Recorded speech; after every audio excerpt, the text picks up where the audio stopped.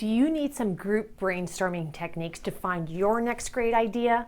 There's a lot of value in brainstorming with your workmates. And I have been doing this for a long time, and I'm going to share with you some of my tried and true techniques that have worked over and over again. Stay tuned to the end of this video because I'm also going to be giving you a link to other things that are really critical in your brainstorming meeting. So stay tuned. Hi, if you're new here, welcome. My name is Adriana Girdler. I'm a business productivity specialist and a meeting facilitator pro. I have conducted many brainstorming sessions with my clients, and I'm going to share with you some of those techniques so you yourself can be a meeting facilitator pro too. Before you start. Now, normally I go right into tips, but this is really important and I want you to take note of this. There are a few things you need to consider before you even start your brainstorming session with your group. First and foremost, you need to have meeting goals. Now, why is this so important is people need to know that you're having a brainstorming session and what exactly you're brainstorming in so they can come mindset prepared.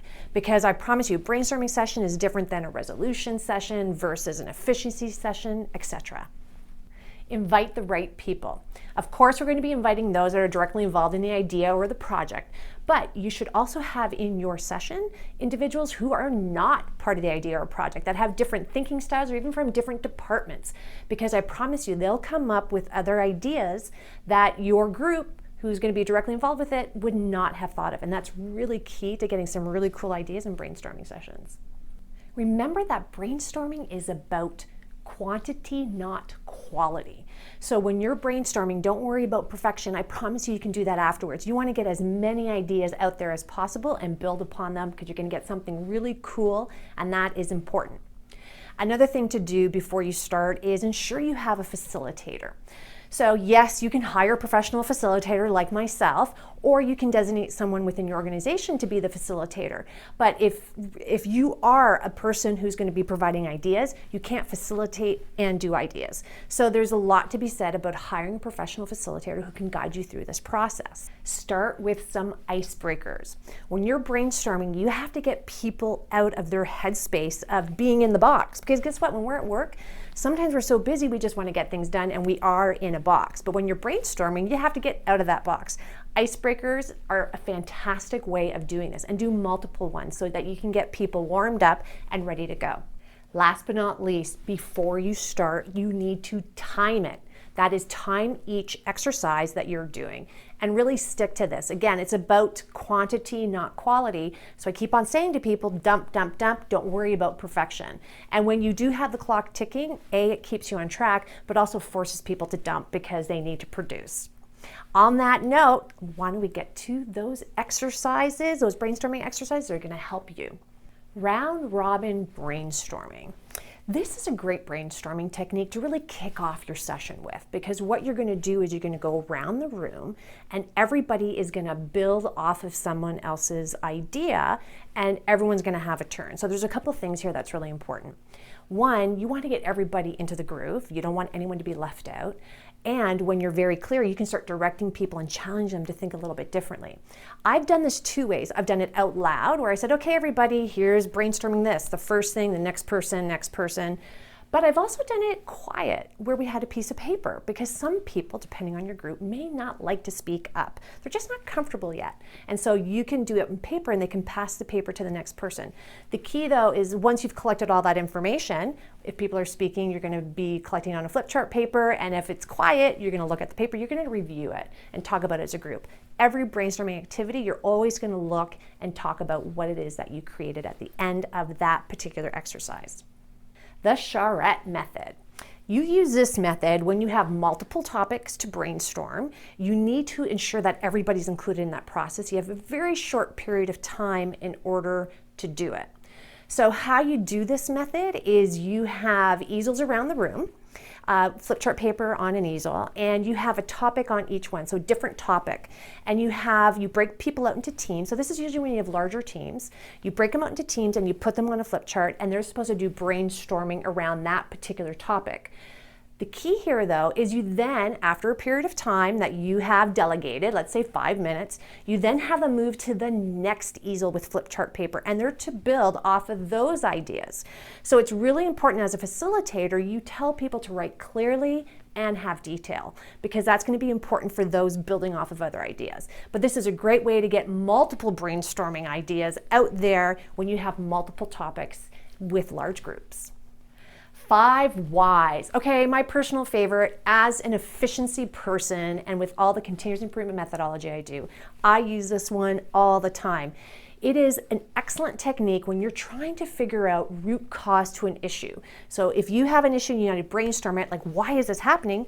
You do the 5 whys. Now, what is the 5 whys? It's literally, here's my problem, and you say, well, why is that happening? And you come up with a potential reason why. And then you ask the next why. Why is that happening? So on and so forth. By the time you get to the 5th why, you're actually getting to the root cause of the problem. But I want you to make sure that it's a controllable root cause that you can put a solution in place to fix. Now, one of the quality checks we do is once you've done your 5 whys and you feel that you've come to the conclusion that yes, that's a controllable root cause, you can then work backwards by saying, here's my root cause. Because this happened, therefore, and you go back to the last why, you talk about that, and this happens, therefore, and you go back, and it should get you to the issue. So that's just a QC, a quality check that you can do. Excellent technique. I promise you, if you have any issue, ask the 5 whys. And sometimes we say duck because people get pissed off when you keep on asking them why. But it works, I promise. Figure storming. Now, this is fun. It's just fun. What you do is you have your issue that you're trying to brainstorm or your idea, whatever it may be, and you pick certain famous people or characters or a combination of both. So you may want to have Trump, Oprah, the Pope, Superman, Batman, whatever it may be, and those are your headers. And then you divide people up into teams and they go to that particular flip chart paper on an easel and they brainstorm based on that famous person or character how they would probably answer the question. It's fun, and that's the whole point. Again, brainstorming is about quantity, so don't worry about the quality and what you get because you can always revise it afterwards, but some really fun, cool things happen. And why I really like this one is because it helps with creativity, of letting go any preconceived notions that sometimes people have when they come into brainstorming sessions. Brainstorm competition. Now, I totally believe in having fun competition that is lighthearted. I don't believe pitting up people against each other because I don't think you get a lot of good ideas that way. So when we talk about competition and you have a large group, it's supposed to be fun and exciting to see what people come up with. And one way you do this that I have done many times very successfully is you divide your group into teams, put each team on an easel with flip chart paper, give them the idea and time it. Okay, people, you have 5 minutes, 10 minutes to come up with as many as you can. The key here, because it's a competition, you need a prize for the winner. And the winners are the ones that come up with the most ideas. Because again, this is about quantity, not quality. And interestingly enough, actually, we're really good at dumping ideas for the first 10 to 15, even 20. After that, it becomes difficult, so that the more they can do, the more ideas you're going to get to really build off of to get your quality idea. Now, what I've done for prizes, and it's really going to be up to you, your group, the people that you do, you can do, what I like to do is I like to give away $1 million. And that is with the scratch ticket, lottery ticket, which is always a lot of fun. People laugh at that. But if people don't want to do that, you can give candy, you can find something that's really inexpensive to really motivate people to say, here's the competition, get to it. Now that you have some tried and true awesome group brainstorming techniques that you as a facilitator can use at your next brainstorming session, I promise you structure is key to be successful. I want you to go to the download below and pull this free meeting rules list. I use this all the time with all my clients and every workshop that I do because it just lets everybody know what the expectations are, and that is critical if you're going to be successful.